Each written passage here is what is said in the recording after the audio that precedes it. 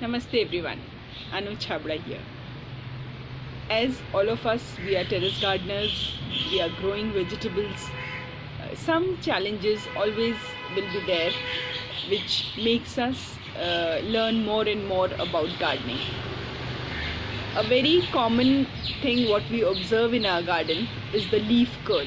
So I got many requests from many of the viewers that let me complete this or make a video on this topic because most of the basic vegetables what we grow, they all have this problem of leaf curl. You can say the curling of the leaf, either sometimes on the upward direction or sometimes on the lower side direction.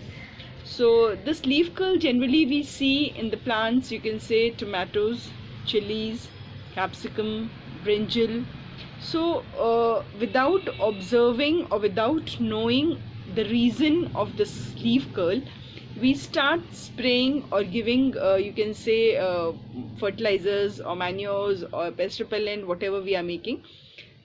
So what happens, indirectly the plant gets too much stress, everything has come to it and it's not being able to cope up with everything, and ultimately we you can say unintentionally we tend to kill the plant. So first, today we'll try to understand what is leaf curl, why it is happening, and what are the basic you can say the treatments what we can do for these plants. So now when you observe your plant is having an upward curl, okay, so the upward curl generally indicates that the plant is having some stress with the water. It can be a you can say getting less water, or it can get more water. So some water related issue the plant is having. So we have to check the soil. If the soil is too dry, means the composition of the soil is not that great, the presence of microorganisms are less, might be the earthworms are less, or the compost richness is not there, microbes are not there. So the solid structure of the soil does not let the root penetrate properly inside the soil, and the absorption of water is not happening that greatly as it should happen. So in that case we have to make the soil more porous and more lighter by adding leaf mulch, compost, so all this Jivamrita and all, so that the soil micro organisms and the basic structure of the soil gets improved. So the plant will get a good amount of water from the you can say the soil. So if it gets proper amount of water, definitely it will supply nice water to the leaves and the leaf curl won't happen. Similarly, when the water content is more in the soil, means again the soil composition is not correct. It's too sticky, or it's too loamy, or too clayey. So whenever we water the plant, it holds the water and the water gets accumulated or collected near the root. So the plant you can say gradually the fungal infection comes, the plant the root rotting starts happening. So again the plant is not able to absorb proper water and there is a less of supply in the leaves. So what it happens, so in both the cases when the supply of water is less to the leaves are very smart. What they do, they just curl themselves little bit like this.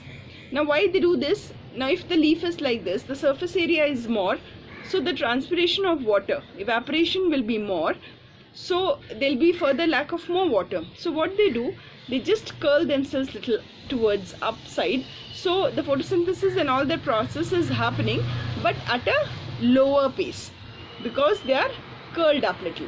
So the plant can survive also and we are getting a yield also, but not to the extent what we want it.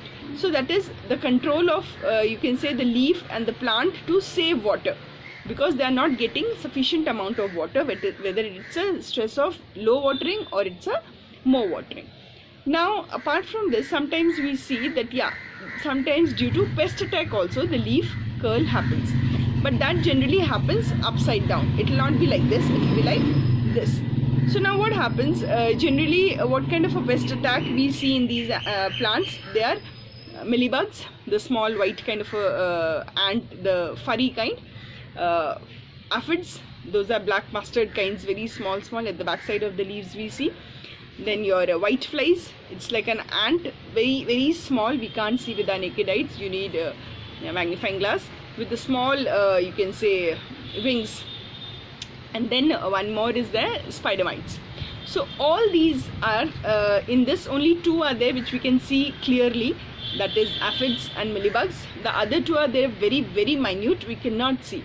So what happens, sometimes we don't see and we think or we assume that there is no pest attack, but yes, there is a pest attack, then only this leaf curl is happening. So we have to, that always I keep telling, only pest repellents will not going, they are not going to work on the plant unless you observe your plant regularly. Regular monitoring is must. So each and every plant, if you keep observing properly, so what happens at the initial stage only, if you see some infection, you can either you can remove it by hand or brush it off, or nice water wash you give. So the you can say 60 to 70% you can save your plant from the pest infection. But if you ignore, you don't observe your plants properly, so this infection might get more and more, and it gets spread to the whole plant. One more leaf disease, it comes as a leaf miners also. Because of that also, sometimes the leaf curl is there if too much it is there. Okay, but the leaf curl, the leaf miners, generally they do not affect the growth of the fruiting of the plant, because they just you can say suck the juice from the leaves and the stem of the plant. But yeah, heavy infestation of that, yeah, it might affect the yield of the plant also. So now what to do? Now when we have seen the pest attack and all, so that we can do the spraying. For the spraying, I have already taught you about onion and garlic peel spray. So onion, you can watch my video, so that is there. So you can immediately, if you regularly spray that, to some extent, yeah, you can get your plants free from such pest. Now apart from that, there are few more reasons which might be a factor for leaf curl. One of the major reason is calcium deficiency. These plants, they need a rich source of calcium in the soil, which we provide either in the form of eggshells, which goes to the compost and indirectly it comes to the soil, or we can give lime or chuna, you can say. Dilute it, suppose 1 teaspoon in 1 liter of water, and then give it to your plant, especially from the back side of the leaves. Okay, that also it controls too much of you can say pest attack.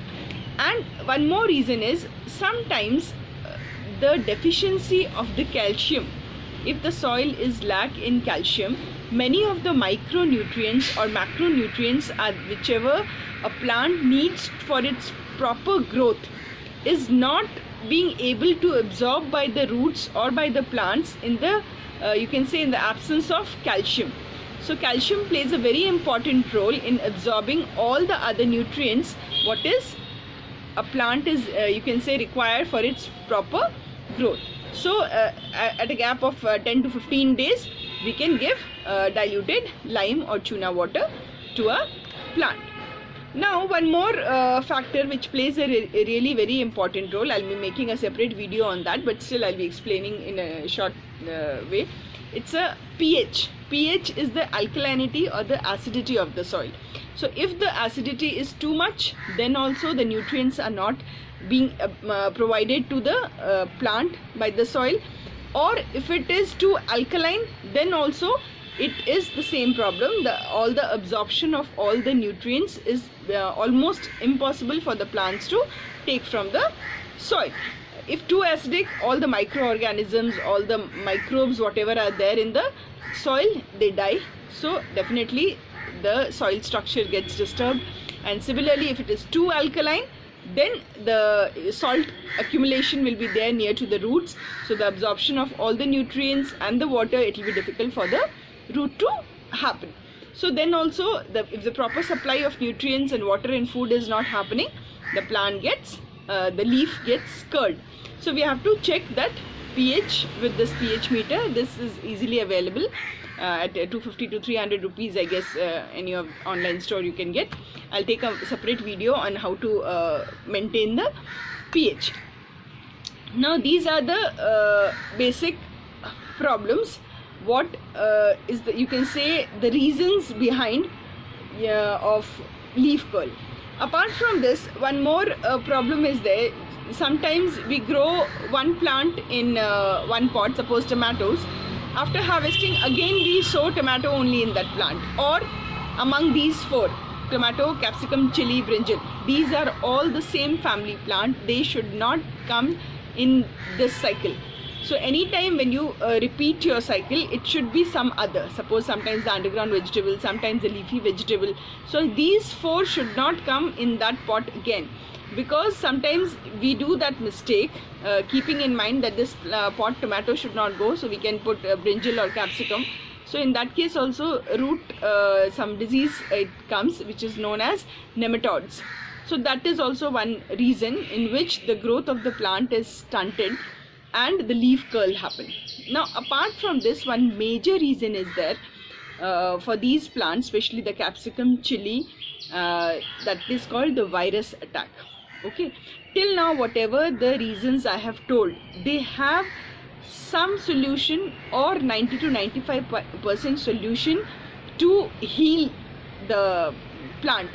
But if the plant gets a virus attack, means after giving all this treatment still your plant is not reviving, means it can have a virus attack. So in that case, what is the indication? That the leaves are getting curled up, the plant is not showing the growth, how much ever nutrient or other things you are doing, the leaves, further leaves are not coming straight. So that's a clear indication that it's a virus attack, and it's better, instead of spending more time and money on that, we have to uproot that plant and throw it. And we have to throw it in such a, you can say, systematic way, that because of that diseased plant, the other plant should not get affected. So you wrap it properly in a plastic cover and throw it far.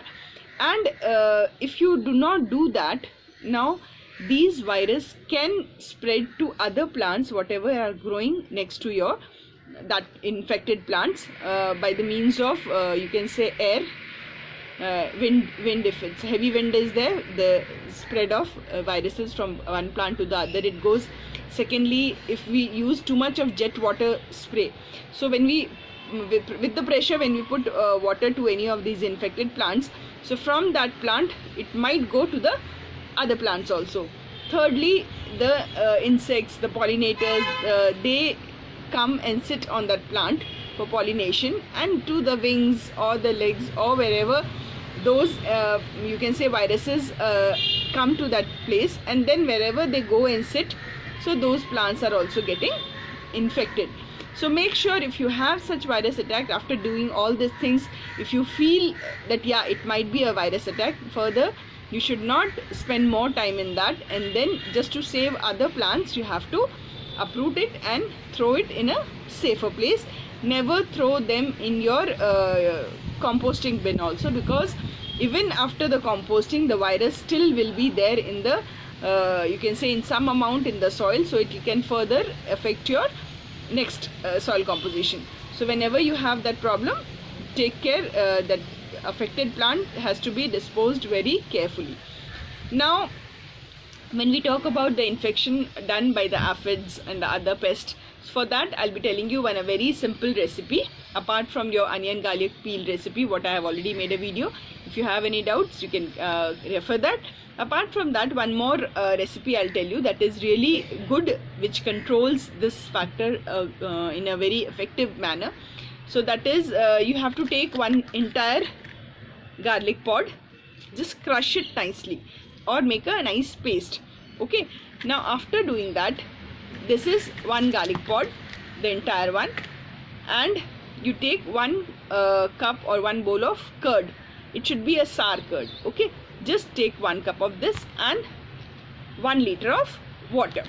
Now your garlic, your curd and your water, garlic paste, curd and water, all these three things, you mix it well and keep it aside for at least 4 to 5 days and let it ferment. During this process, we can just open the lid of the bottle and we can just shake it. Yeah, some fermentation process is happening, so gas release will be there. And yeah, it has a very you can say a strong foul smell, so we have to bear it. So and this has a shelf life, you can say almost a month you can keep, but as in when it is going old, the strong smell will be further strong. So it's better to make it at least for a week, spray it and then make it again. So once after 4 to 5 days, when you see that fermentation is good and the smell is really strong, that time you can dilute it by 1:1 ratio. Suppose 1 liter is there, so again the whole thing you dilute it by another 1 liter of water and spray to all your plants, whether they are infected or they are near the infected plants, to have as a precautionary measure. So I think that will really solve the problem. And if you spray this weekly, twice at least for a few weeks, so whatever infections has happened based on your aphids, mealybugs, your spider mites, everything is taken care of with this method. So try this. I think this is going to work. And keep observing your plant, spend time with your plants. So I think 60 to 70% of the problems get resolved only at the initial stage only, without any such treatment required. So thank you for watching me. Keep watching, something new coming up. Bye bye.